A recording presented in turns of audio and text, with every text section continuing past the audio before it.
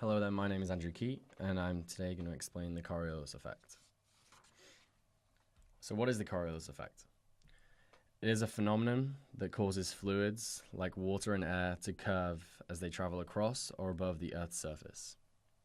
The Coriolis Effect can be seen in the motion of prevailing winds and the rotation of storms, which we will see later, and also in the hydrosphere, where it affects the rotation of the oceanic currents. Basically, large distances are needed in order for the Coriolis force to be seen, rotating along its axis from west to east with an angular velocity of omega. The velocity of the Earth, VE, is greater towards the equator than it is at the poles.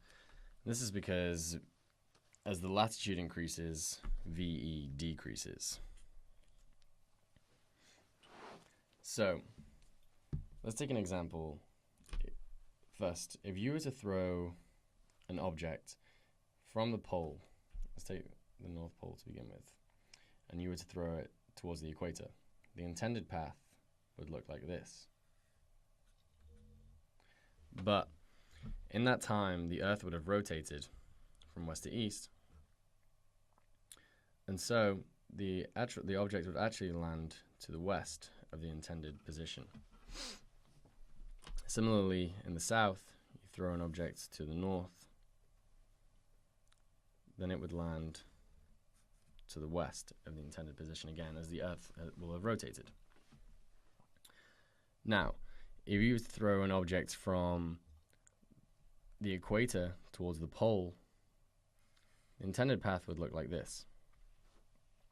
But in the southern hemisphere, as a result of the Coriolis effect, the actual path would be like this. And again, in the northern hemisphere, from the equator towards the pole, intended and actual. And these actual paths you are seeing are because angular momentum needs to be conserved. As you can see here, we have the displacement between the intended and the actual.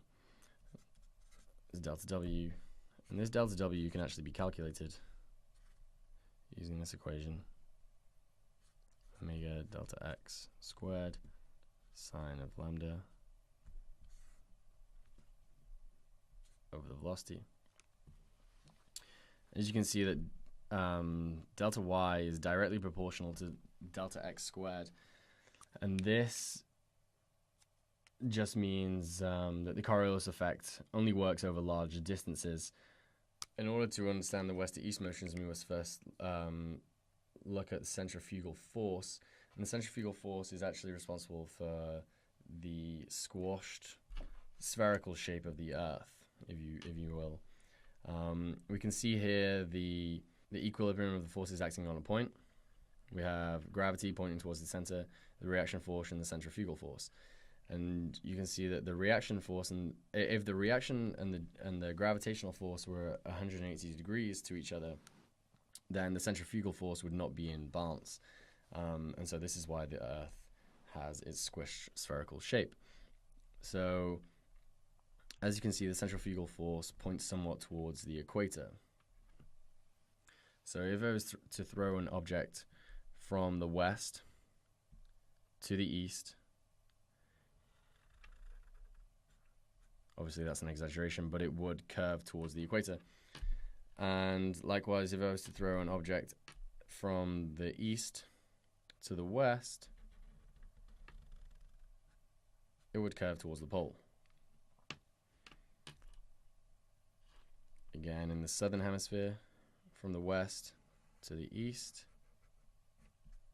it would turn towards the equator, and from the east to the west, it would rotate polewards.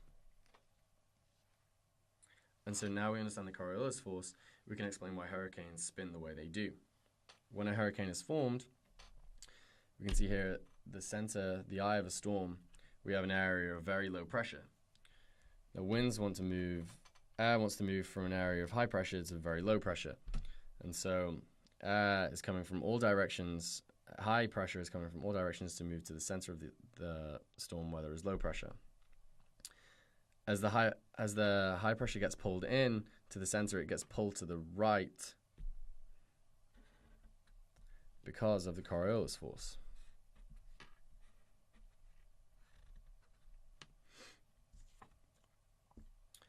And this is why in the northern hemisphere, hurricanes actually spin counterclockwise. And then in the southern hemisphere, this is why hurricanes spin clockwise.